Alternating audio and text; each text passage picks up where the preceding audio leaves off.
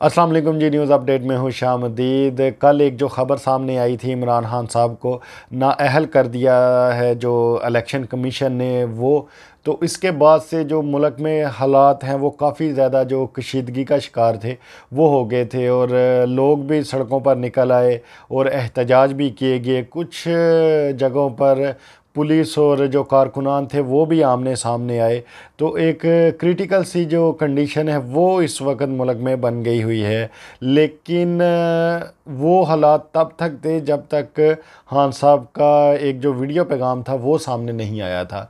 उस पर भी हम बात करेंगे। लेकिन अभी इमरान खान साहब की नाअहली के बाद से जो सवालात थे उठ रहे थे, ज़रा मैं उनको क्लियर करता जाऊं कि लोग पूछ रहे हैं कि जी क्या खान साहब को ताहयात नाअहल कर दिया है, तो इसका जवाब है नहीं।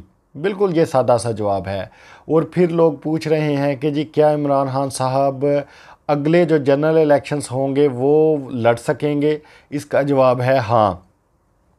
तो देखें, ये जो उन्होंने इलेक्शन कमीशन ने जो इमरान खान साहब की नाअहली जो की है, इसमें मैं एक चीज़ वाज़ह करता चलूँ कि ये सिर्फ इसी टर्म के लिए है।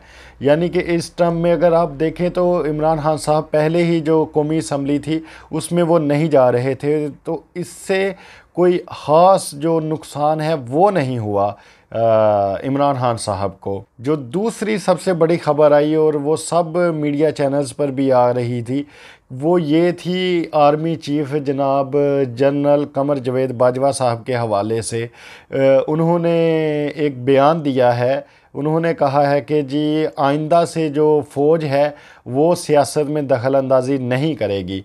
तो इसके बाद और एक तरफ खान साहब की ये आ गई सामने नाअहली की ख़बर, और दूसरे नंबर पर जो जनाब आर्मी चीफ़ हैं उनकी जो ये ख़बर बयान सामने आया, और साथ ही साथ उन्होंने ये भी कहा कि मैं आइंदा जो 5 हफ्ते हैं इनमें मैं रिटायर हो जाऊंगा।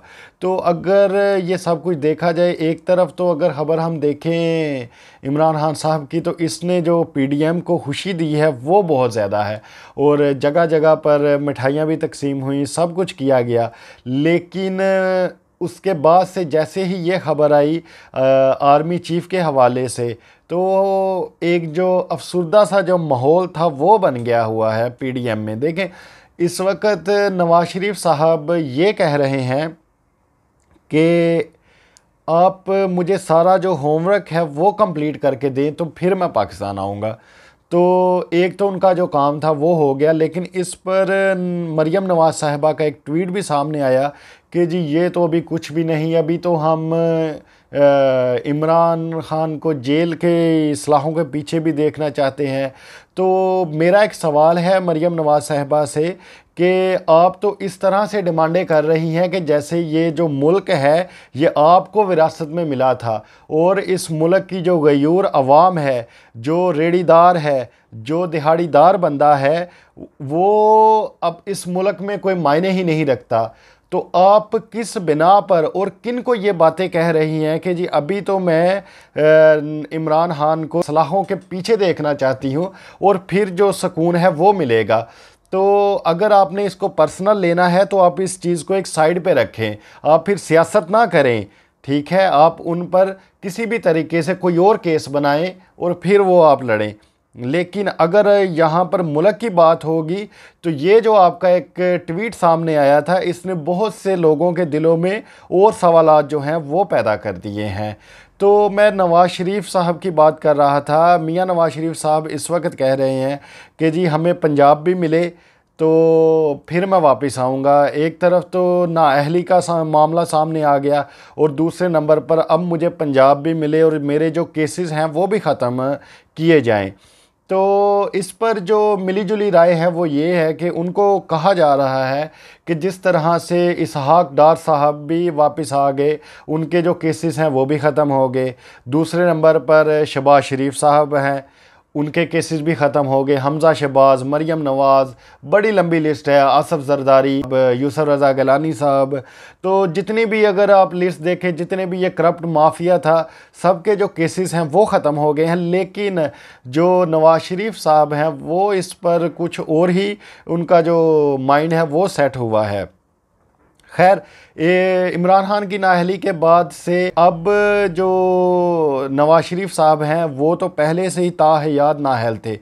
अब किया ये जाएगा, और इस नाअहली के पीछे का जो मकसद था वो ये था कि जो नवाज शरीफ साहब हैं उनको भी अहल किया जाए, क्योंकि अब अगर इमरान खान साहब अहल होते हैं तो जितनी भी ये दूसरी जमातें हैं या जो नून लीग है वो खुद से ये सवाल भी उठाएगी कि अगर इमरान खान को अहल करार दिया है और वो दोबारा से इलेक्शन भी लड़ सकते हैं तो फिर नवाज शरीफ साहब क्यों नहीं।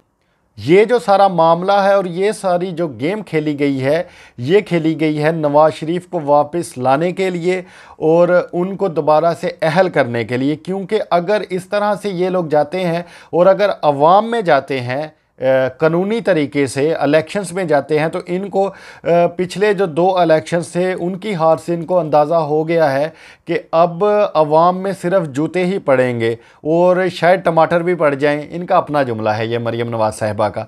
लेकिन अब अगर हम देखेंगे कि ये जो सारा इन्होंने एक जो फील्ड है वो बनाई हुई है, तो इसमें अब आगे चलकर देखते हैं कि नवाज शरीफ साहब पाकिस्तान आते हैं या नहीं आते। क्योंकि बादशाह सलामत इस वक्त लंदन में बैठकर सिर्फ कह रहे हैं कि वो जी फ़लाँ काम भी कर दो, फ़लाँ को गिरफ़्तार करो और उसको पकड़ो, ये करो वो करो। अभी तक उनके हुक्म की जो तामील है वो हो रही है, और कल के इस इलेक्शन कमीशन के फ़ैसले से हमने वाज़ेह तौर पर वो देख भी लिया था। आपसे मुलाकात होगी इंशाअल्लाह ताला अगली वीडियो में। तब तक के लिए आप अपना बहुत ख्याल रखिएगा। अल्लाह हाफिज़।